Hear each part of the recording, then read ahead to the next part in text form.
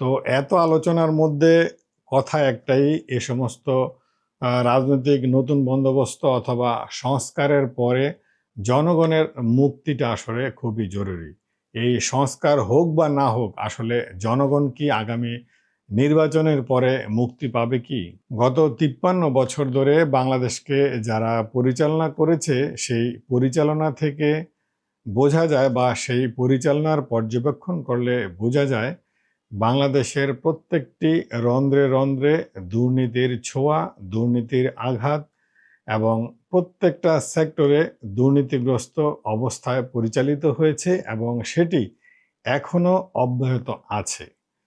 তো এমন একটি অবস্থায় হঠাৎ করে যখন ৫ই আগস্টের পরে, অর্থাৎ ২০২৪ সালের ৫ই আগস্টের পরে বাংলাদেশে যে রাজনৈতিক বন্দোবস্তের কথা বলছে এবং সরকার পরিচালনার জন্য যেই দপ্তরগুলো রয়েছে এবং রয়েছে আইন আদালত এবং রয়েছে সংসদ, অন্যান্য যেই দপ্তর উপদপ্তর গুলো রয়েছে, সেই দপ্তরগুলোকে সংস্কার করার কথা বলছে। অর্থাৎ পরিচালনায় সেখানে কিছু পরিবর্তন আনতে চাচ্ছে যাতে দুর্নীতি রোধ করা